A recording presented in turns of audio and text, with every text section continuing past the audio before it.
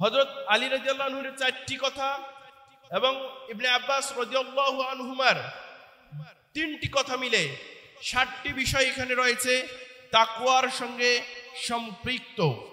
সম্মানিত উপস্থিতি, আপনাদের বোঝার সুবিধার্থে আই রিপিট, নাম্বার 1 আল্লাহকে ভয় করা, নাম্বার 2 কোরআন অনুযায়ী আমল করা, নাম্বার 3 অল্পে সন্তুষ্ট থাকা, নাম্বার 4 আখিরাতের প্রস্তুতি গ্রহণ করা, নাম্বার 5 আল্লাহর আনুগত্য করা, তার সাথে নাফরমানি না করা, নাম্বার 6 আল্লাহকে সদা সর্বদা সর্বাবস্থায় স্মরণে রাখা, তাকে ভুলে না যাওয়া, নাম্বার 7 আল্লাহ তাআলার নেয়ামতের শুকরিয়া আদায় করা, যে কোনো ছোট নেয়ামতের ব্যাপারেও অকৃতজ্ঞ না হওয়া। সম্মানিত উপস্থিতি, মহান রব ইন জেনারেল সকলের ক্ষেত্রেই মহান রব বললেন যে তোমরা তাকওয়া অবলম্বন করো, মহান রবকে ভয় করো, পরহেজগারিতা অবলম্বন করো। যেমন সূরা নিসার 1 নম্বর আয়াতে মহান রব বলেন, ইয়া আইয়ুহান নাসু তাকু রাব্বাকুমুল্লাযী খালাকাকুম মিন নাফসিন ওয়াহিদা। হে মানব জাতি, হে মানুষ সকল, তোমরা সকলেই, সকল মানুষকে ইন জেনারেল, এখানে খ্রিস্টান, ইহুদি, বৌদ্ধ, যে কোনো হিন্দু, সকলকেই একত্রিত করে মহান রব বলতেছেন যে হে মানুষ সকল, তোমরা তোমাদের রবকে ভয় করো, যিনি তোমাদেরকে সৃষ্টি করেছেন একজন থেকে। অর্থাৎ মহান রবকে ভয় করার কথা বললেন সকলকেই, ইন জেনারেল কথা, ব্যাপক কথা। মহান রব সূরা আল ইমরানের 102 নম্বর আয়াতে বলতেছেন শুধুমাত্র স্পেশালি যারা আমরা নিজেদেরকে মুসলিম দাবি করি, মুমিন দাবি করি, তাদেরকে লক্ষ্য করে উদ্দেশ্য করে মহান রব বললেন, ইয়া আইয়ুহাল্লাযীনা আমানু তাকুল্লাহা হাক্কা তুকাতিহি ওয়া লা তামুতুন্না ইল্লা ওয়া আনতুম মুসলিমুন। হে ঈমানদারগণ, তোমরা আল্লাহকে ভয় করো, যথাযথ ভয় করো, প্রকৃত পক্ষেই ভয় করো। কে বললেন? মহান রব বলতেছেন যে তোমরা মহান রবকে ভয় করো, যথাযথ ভয় করো, প্রকৃত পক্ষেই ভয় করো, বাস্তবিকই ভয় করো। ওয়ালা তামুতুন্না ইল্লা ওয়া আনতুম মুসলিমুন। আর তোমরা মুসলিম না হয়ে মৃত্যুবরণ করো না। কারণ আমরা যদি মুসলিম না হয়ে মৃত্যুবরণ করি, আমাদের স্থান সুখময় স্থান হবে না, হবে জাহান্নামে, নরকে, আগুনে। তাই মহান রব সুস্পষ্ট করে দ্ব্যর্থহীন ভাবে বললেন, প্রকৃত পক্ষেই বাস্তবিকই যথার্থভাবেই তোমরা তোমাদের রবকে ভয় করো। ঈমানদারদেরকে উদ্দেশ্য করে বললেন। সম্মানিত উপস্থিতি, আল্লাহ রাসূল সাল্লাল্লাহু আলাইহি ওয়াসাল্লাম কি বলতেছেন, কি উপদেশ দিচ্ছেন? মিশকাতুল মাসাবির 165 নম্বর হাদিস, যে হাদিসটি আবু দাউদের 4607 নম্বরে রয়েছে, উক্ত হাদিসটি তিরমিজিতে 2676 নম্বরে রয়েছে, ইবনে মাজাহর 42 নম্বর হাদিস। ইরবাদ বিন সারিয়া রাদিয়াল্লাহু আনহু থেকে বর্ণিত, তিনি বলেন, সাল্লা বিনা রাসূলুল্লাহি সাল্লাল্লাহু আলাইহি ওয়াসাল্লাম যাতা ইয়াউমিন।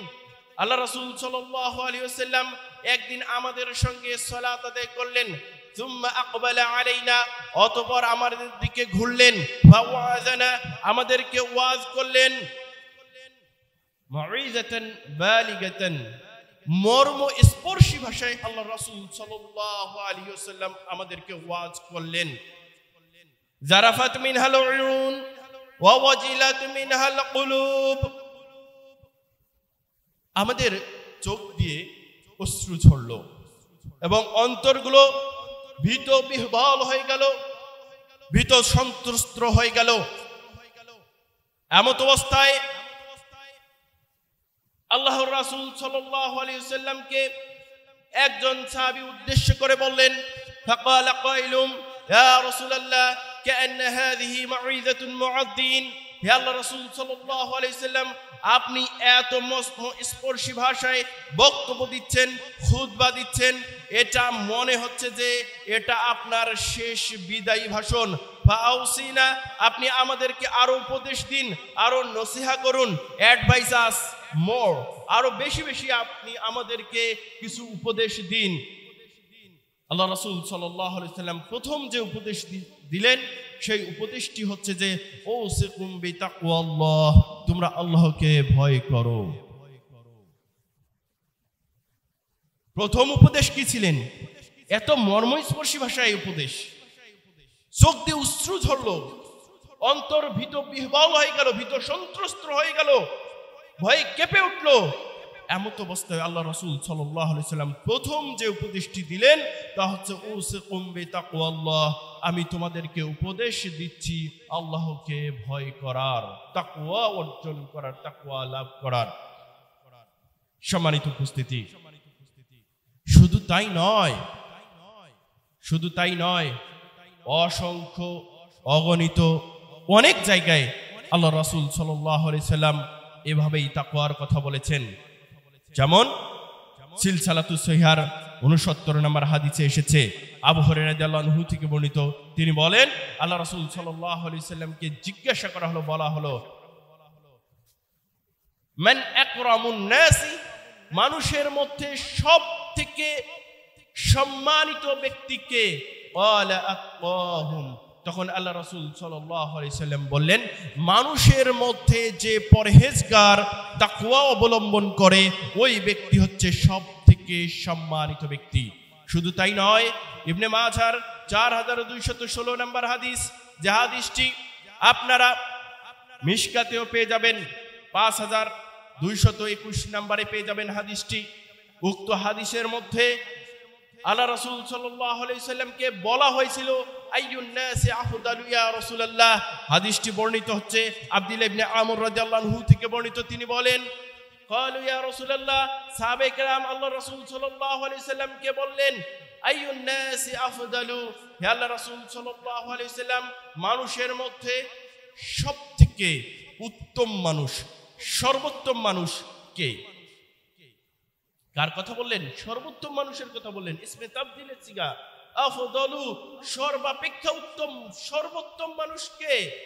আল্লাহ রাসূল সাল্লাল্লাহু আলাইহি সাল্লাম উক্ত স্থানে বলতেছেন যে কুল্লু মাহমুমিল কলবি ওয়া সাদুকিল লিসানি, ক্বালু সাদুকুল লিসানি না'রিফুহু ফামা মাহমুমুল কলব। আল্লাহ রাসূল সাল্লাল্লাহু আলাইহি সাল্লাম দুটি শব্দকে এখানে একত্রিত করলেন, যে একটা হচ্ছে যে মাহমুমুল কলব, আরেকটি বললেন সাদুকুল লিসান।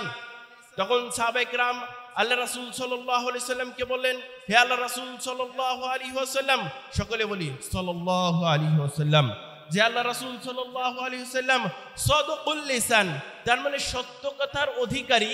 এ বিষয়ে আমরা জ্ঞাত, এ সম্পর্কে আমরা জানি। বাট আপনি যে বললেন মাহমুমুল কলব, এই মাহমুমুল কলবটা কি, এটা সম্পর্কে জিজ্ঞাসা করলেন। তখন আল্লাহ রাসূল সাল্লাল্লাহু আলাইহি সাল্লাম বললেন, হুয়া তাকিউন নাকিউ, তা হচ্ছে পরহেজগার ও নিষ্কলুষ অন্তর। হুয়া তাকিউ মানে তাকওয়া অবলম্বন করে যে অন্তর, ওই অন্তরকে বললেন মাহমুমুল কলব। আর যার মধ্যে মাহমুমুল কলব রয়েছে, ওই ব্যক্তি হচ্ছে সর্বোত্তম ব্যক্তি, সর্বশ্রেষ্ঠ ব্যক্তি, সবথেকে উত্তম ব্যক্তি। আল্লাহ রাসূল সাল্লাল্লাহু আলাইহি সাল্লাম বলতেছেন যে হুয়া তাকিউন নাকিউ, তা হচ্ছে পরহেজগার অন্তর এবং নিষ্কলুষ অন্তর। লা ইসমা ফিহা ওয়ালা বাগিয়া ওয়ালা গিল্লা ওয়ালা হাসাদা, যার কোনো পাপ নেই, যার কোনো সীমালঙ্ঘন নেই, যার কোনো খেয়ানত নেই, এবং যার অন্তরে কোনো হিংসা বিদ্বেষ নেই, এই অন্তরকেই বলা হচ্ছে হুয়া তাকিউন নাকিউ। আর হুয়া তাকিউন নাকিউ যার অন্তরে রয়েছে সেই হচ্ছেন মাহমুমুল কলব, আর মাহমুমুল কলব যার রয়েছে তিনি হচ্ছেন সর্বোত্তম মানুষ। সম্মানিত উপস্থিতি, সহিহুল বুখারীর 660 নম্বর হাদিস, যে হাদিসটি মিশকাতুল মাসাবিতে 701 নম্বরে রয়েছে, আবু হুরায়রা রাদিয়াল্লাহু আনহু থেকে বর্ণিত। তিনি বলেন, আল্লাহ রাসূল সাল্লাল্লাহু আলাইহি সাল্লাম বলেছেন, সাবাতু ইযিল্লুহুমুল্লাহু ফি যিল্লিহি ইয়াওমা লা যিল্লা ইল্লা যিল্লুহু, Allah will give shade on that day when there will be no shade except his. কিয়ামতের মাঠে আল্লাহ তাআলা 7 শ্রেণীর লোককে তার বিশেষ ছায়ায় স্থান দিবেন, যেদিন আল্লাহর ছায়া ব্যতীত অন্য কোনো ছায়া থাকবে না। এমত অবস্থায় যেদিন সূর্য মাথার 1 মাইল উপরে অবস্থান করবে, যেদিন মানুষ ঘর্মাক্ত হবে ঘামে, ঘামগুলো কারোর টাকলু পর্যন্ত, ঘামগুলো কারোর হাঁটু পর্যন্ত, কারোর কোমর পর্যন্ত, কারোর কাঁধ পর্যন্ত এরকম হবে, ঘেমে এত অবস্থা হবে। আজকে 14 কোটি কিলোমিটার দূরে যখন এই সূর্য অবস্থান করছে, সে মুহূর্তে আমরা এই তাপ সহ্য করতে পারি না। যদি আমাদের মাঝখানে ওজোন স্তর না থাকতো তাহলে আমাদের এই চামড়াগুলোকে পুড়ে দিত। আলট্রাভায়োলেট যে রশ্মি রয়েছে, অতি বেগুনি রশ্মি, তা আমাদের এই চামড়াগুলোকে পুড়ে দিত এবং বিভিন্ন রোগ জীবাণু দেখা দিত। আর সেদিন 1 মাইল মাত্র উপরে হবে এই সূর্য, সেই সূর্য এই অবস্থায় থাকা অবস্থায় তাহলে আমাদের কি অবস্থা হবে যদি আল্লাহ তাআলার বিশেষ আরশের ছায়ায় স্থান না পাই। আল্লাহ রাসূল সাল্লাল্লাহু আলাইহি সাল্লাম বললেন এখানে প্রথম যে কথাটি ইমামু আদিল, ইমামু আদিল অর্থাৎ জাস্ট রুলার, অর্থাৎ ন্যায়পরায়ণ শাসক। আপনি ইমামু আদিল নিজে হবেন, আপনাকে হতে বলেছেন মহান রব, আর মহান রব নিজে হচ্ছেন সব থেকে সুবিচারক, সব থেকে বেশি ন্যায়পরায়ণ। আমি প্রয়োজনের স্বার্থে একটি কথা এখানে একটু বলছি, জরুরি কথা, সকলেই খুব মনোযোগ দিয়ে শুনুন।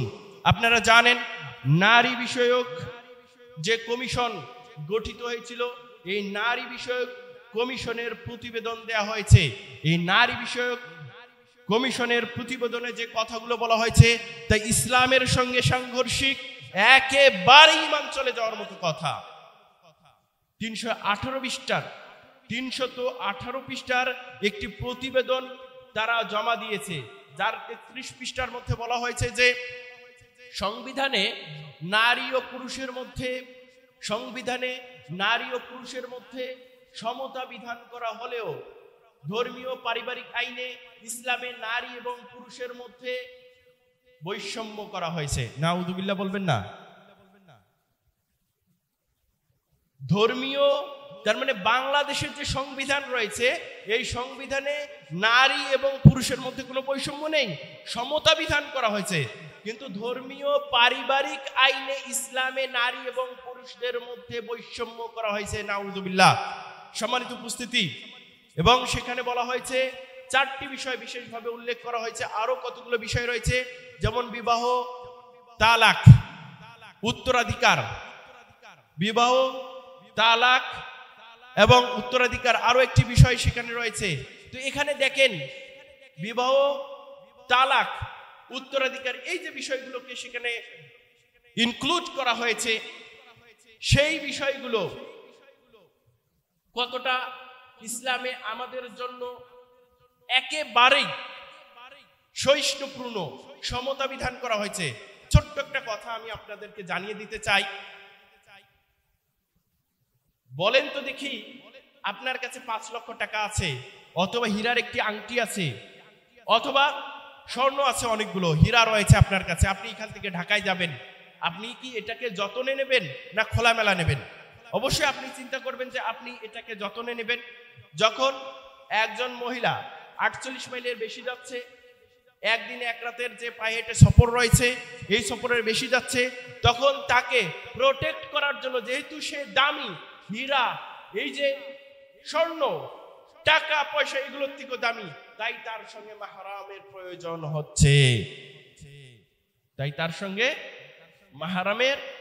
প্রয়োজন হচ্ছে, তাহলে দেখেন কতটা তাদেরকে সম্মান দেওয়া হয়েছে ইসলামে। শুধু তাই নয়, আমি একটি কথা আপনাদেরকে জানিয়ে রাখতে চাই উত্তরাধিকারের ব্যাপারে। ছেলে পুরুষ মানে ছেলে সন্তান মহিলাদের কয় গুণ পায়? 2 গুণ পায়। আই রিপিট, একজন ছেলে সন্তান কন্যা সন্তানের দ্বিগুণ পায়। এটা কখন পাবে? এটা পাবে পিতা যখন মৃত্যুবরণ করবে তখন পাবে এই ওয়ারিশ সূত্রে। কিন্তু যখন পৃথিবীতে পিতা বেঁচে রয়েছেন, খোরপোশ দিচ্ছেন, সন্তানদের প্রতিপালন করছেন, এই মুহূর্তে সন্তানের জন্য যদি ছেলে সন্তানের জন্য 3000 টাকা দিয়ে একটা জামা কিনে, তাহলে মেয়ে সন্তানের জন্য 3000 টাকা দিয়েই কিনতে হবে। এটি সমতা। আমার কথা মনে বুঝতে পেরেছেন? তার মানে ছেলেকে যদি ভালো জায়গায় আপনি পড়াশোনা করেন, পড়াশোনার ব্যাপারে যত টাকা ব্যয় করবেন মেয়ের ব্যাপারে তাই করবেন আপনি। এটি হচ্ছে সমতা।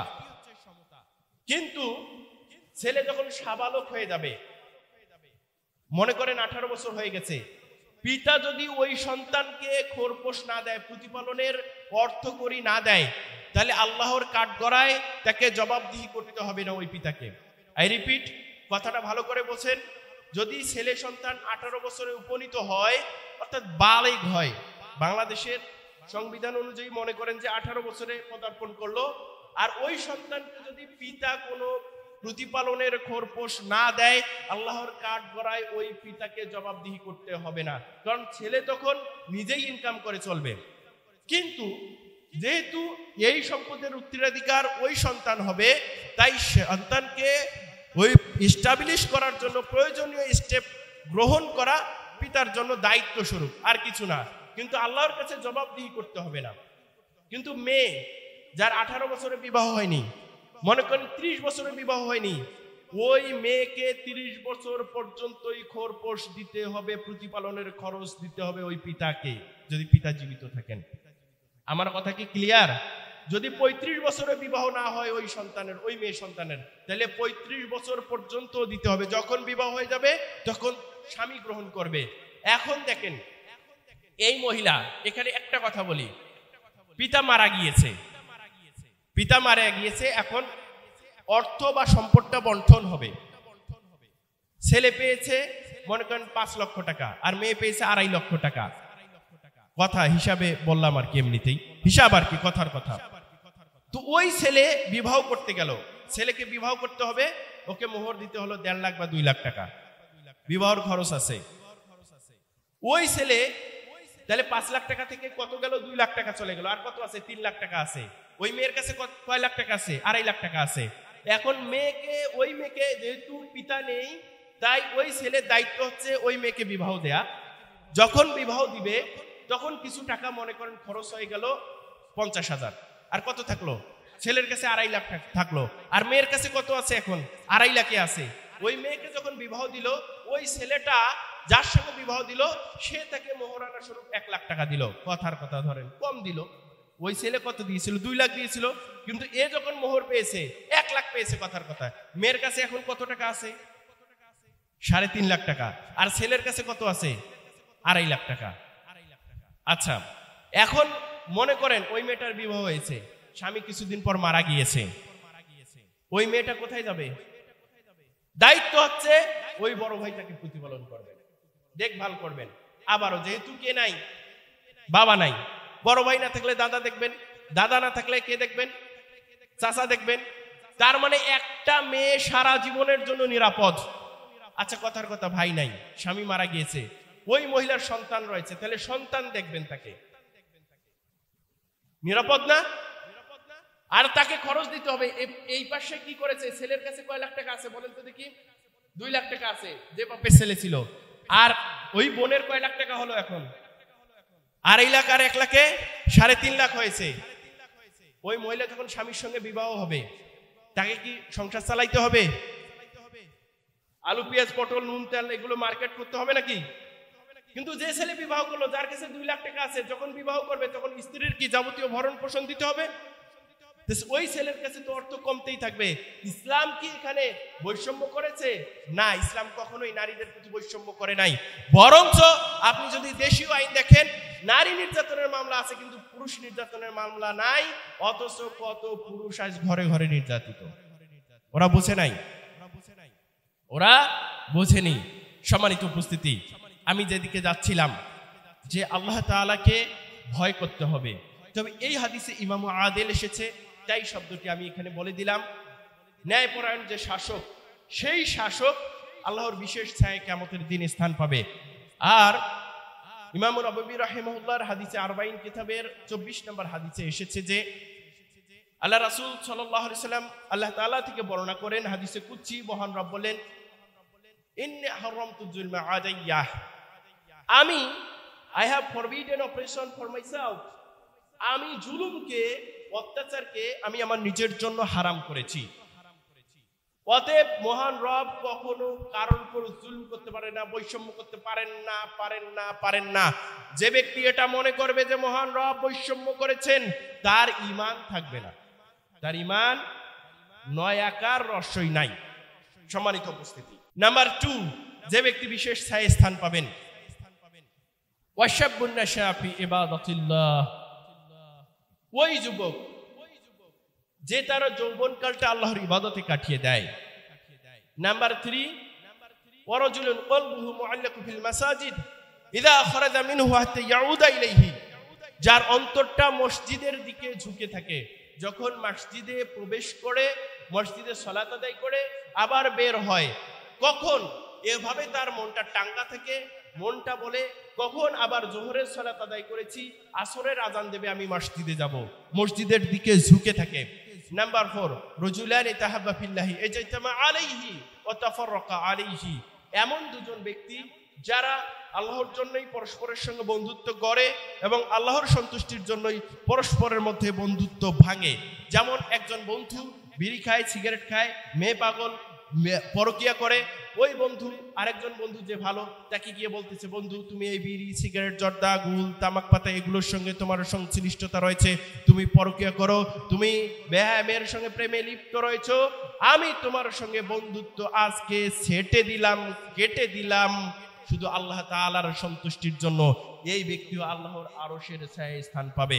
সম্মানিত উপস্থিতি, নাম্বার 5, ওয়ারাজুলুন যাকারাল্লাহু খালিয়ান ফাফাদাত আইনাহু, ওই ব্যক্তি যে ব্যক্তি নির্জনে আল্লাহকে স্মরণ করে আর আল্লাহর ভয়ে দু চোখ থেকে অশ্রু ঝরায়, এই ব্যক্তিও আল্লাহ তাআলার বিশেষ ছায়ায় কিয়ামতের দিন স্থান পাবে। নাম্বার 6, তার মানে আল্লাহর ভয়, এই যে আল্লাহর ভয়, দেখেন আল্লাহকে ভয় করে যে চোখ থেকে অশ্রু ঝরায়। সম্মানিত উপস্থিতি, এখানে আমি কয়েকটি কথা শুধুমাত্র বলে রাখতে চাই। আল্লাহর ভয়, 4707 নম্বর হাদিস আত-তারগিব ও তারহিবের, যে হাদিসটি ইবনে আব্বাস রাদিয়াল্লাহু আনহুমা থেকে বর্ণিত। তিনি বলেন, সামিতু রাসূলুল্লাহি সাল্লাল্লাহু আলাইহি ওয়াসাল্লাম, আমি আল্লাহ রাসূল সাল্লাল্লাহু আলাইহি ওয়াসাল্লাম থেকে শ্রবণ করেছি, আল্লাহ রাসূল সাল্লাল্লাহু আলাইহি ওয়াসাল্লাম বলেন, ইয়াকুল, আল্লাহ রাসূল সাল্লাল্লাহু আলাইহি ওয়াসাল্লাম বলেন, আইনানি লা তামাসসুহুমান নারু, দুই শ্রেণীর চক্ষুকে জাহান্নামের আগুন কখনো স্পর্শ করবে না। দ্য টাইপস অফ 2 আইস, এই দুই শ্রেণীর চক্ষুকে জাহান্নামের আগুন স্পর্শ করবে না। কয় শ্রেণীর চোখ? 2 শ্রেণীর চোখ। আল্লাহ রাসূল সাল্লাল্লাহু আলাইহি সাল্লাম এখানে বললেন, আইনুম বাকাত মিন খাশিয়াতিল্লাহ, ওই চোখ যে চোখ দিয়ে আল্লাহর ভয়ে অশ্রু প্রবাহিত হয়, কান্না বের হয়, পানি প্রবাহিত হয়। আবার আল্লাহ রাসূল সাল্লাল্লাহু আলাইহি সাল্লাম বললেন, ওয়া আইনুন বাতাত তাহরুসু ফি সাবিলিল্লাহ, ওই চোখ যে আল্লাহর পথে পাহারা দেয়, আল্লাহর রাস্তায় পাহারা দেয়, অর্থাৎ যে চোখ দিয়ে অশ্রু ঝরে আল্লাহর ভয়ে, ওই চোখকে জাহান্নামের আগুন কখনো স্পর্শ করবে না।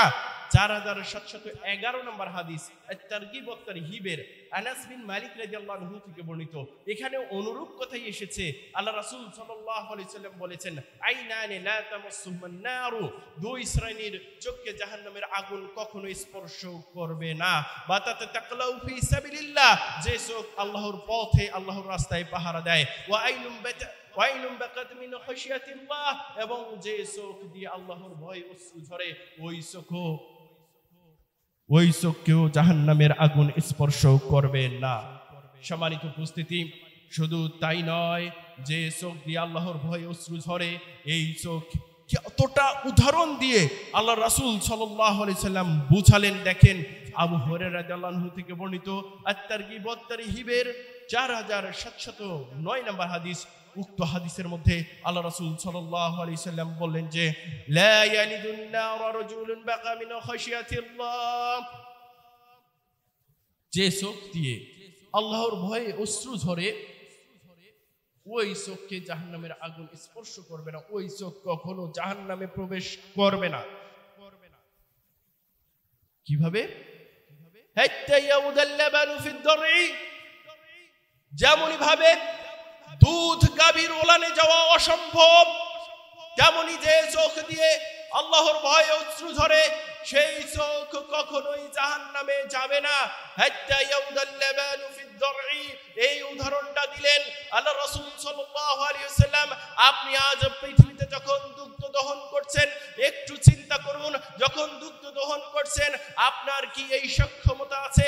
পৃথিবীর কারোর কি এই সক্ষমতা আছে এই দুধকে গাভীর ওলানে প্রবেশ করাবেন? সম্ভব নয়, অসম্ভব। তেমনি যে চোখ দিয়ে আল্লাহর ভয়ে অশ্রু ঝরে সেই চোখ কখনোই জাহান্নামে যেতে পারে না। আল্লাহ রাসূল সাল্লাল্লাহু আলাইহি ওয়াসাল্লাম বলেন ওয়ালা ইয়াজতামিউ গুবারুন ফি সাবিলিল্লাহ ওয়া দুখানু জাহান্নাম, চোখের অশ্রু, চোখের পানি আর জাহান্নামের আগুন কখনো এক হতে পারে না, একত্রে মিশতে পারে না। আল্লাহ রাসূল সাল্লাল্লাহু আলাইহি সাল্লাম এখানে স্পষ্ট করে এই কথাটি বললেন। সম্মানিত উপস্থিতি, শুধু তাই নয়, 4713 নম্বর হাদিস মাইমুন ইবনে হাউদা রাদিয়াল্লাহু আনহু থেকে হাদিসটি বর্ণিত। আল্লাহ রাসূল সাল্লাল্লাহু আলাইহি ওয়াসাল্লাম বলেছেন, 4713 নম্বর হাদিস আত-তারগিব ওয়াত-তারহিবের আল্লাহ রাসূল সাল্লাল্লাহু আলাইহি ওয়াসাল্লাম বলেন সালাসাতু লা তারাইনুহুমুন নার, তিন শ্রেণীর চোখ কখনো জাহান্নামের আগুন দেখবে না। জাহান্নামের আগুন তিন শ্রেণীর চোখ দেখবে না। প্রথম যে বললেন আল্লাহ রাসূল সাল্লাল্লাহু আলাইহি সাল্লাম, আইনুল হারাসাতু ফি সাবিলিল্লাহ, যে চোখ আল্লাহর রাস্তায় পাহারা দেয়। ওয়া আইনুন বাকাত মিন খাশিয়াতিল্লাহ, যে চোখ দিয়ে আল্লাহর ভয়ে অশ্রু ঝরে।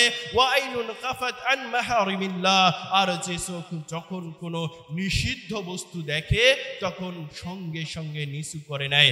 আজকে আমি আপনাদেরকে উদাত্ত আহ্বান জানাতে চাই, আপনি রাস্তা ঘাটে অসংখ্য বেহায়াপনা, বেপর্দা নারী দেখতে পান, স্কুল, কলেজ, ইউনিভার্সিটিতে, সঙ্গে সঙ্গে আপনার চোখকে আপনি নিম্নগামী করুন।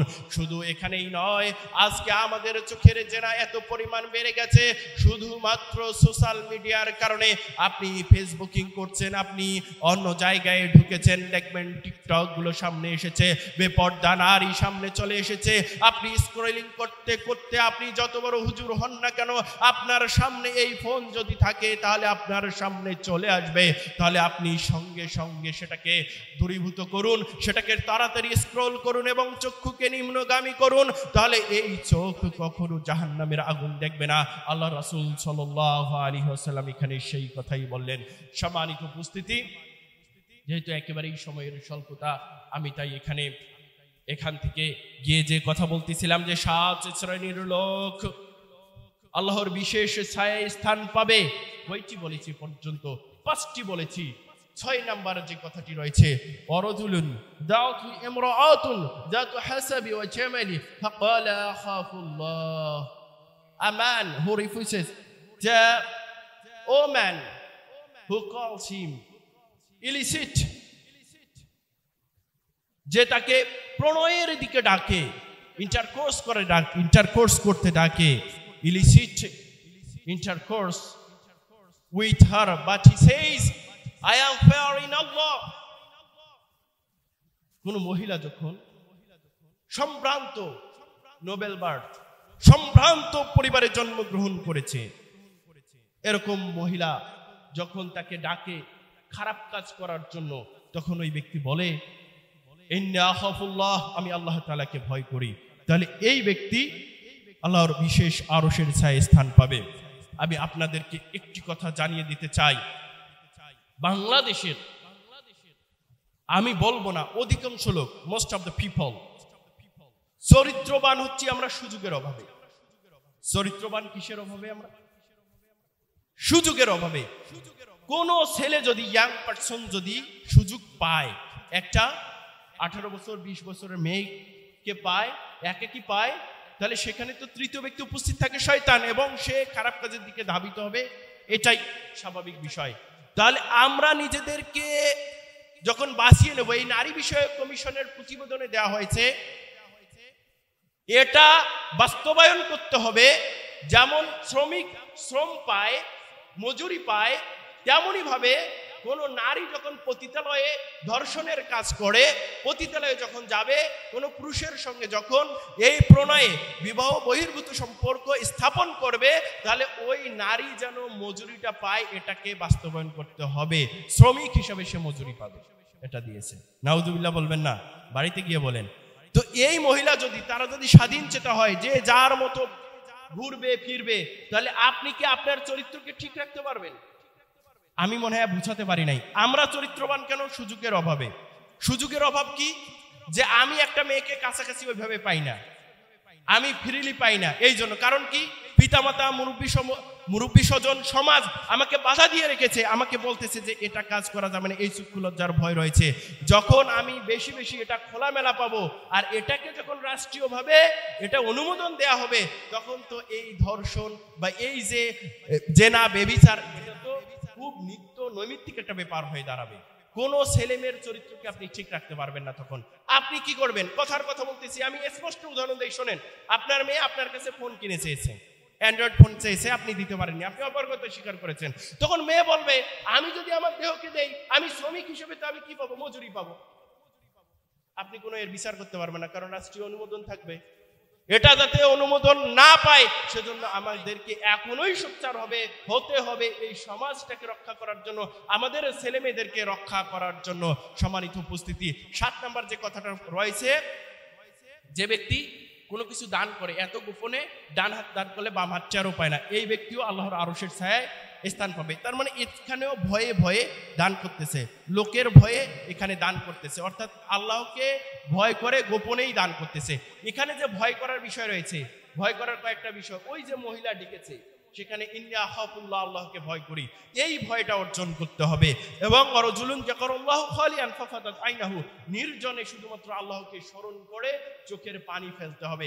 এভাবেই আল্লাহ তাআলাকে ভয় করতে হবে। যতটুকু বলেছি সত্য, সুন্দর, কল্যাণকর মহান রব আমাকে সহ সকলকেই আমল করার তৌফিক দান করুক। সবাই বলি আল্লাহুম্মা আমিন। সুবহানাকাল্লাহুম্মা ওয়া বিহামদিক, আশহাদু আল্লা ইলাহা ইল্লা আনতা, আস্তাগফিরুকা ওয়া আতুবু ইলাইক।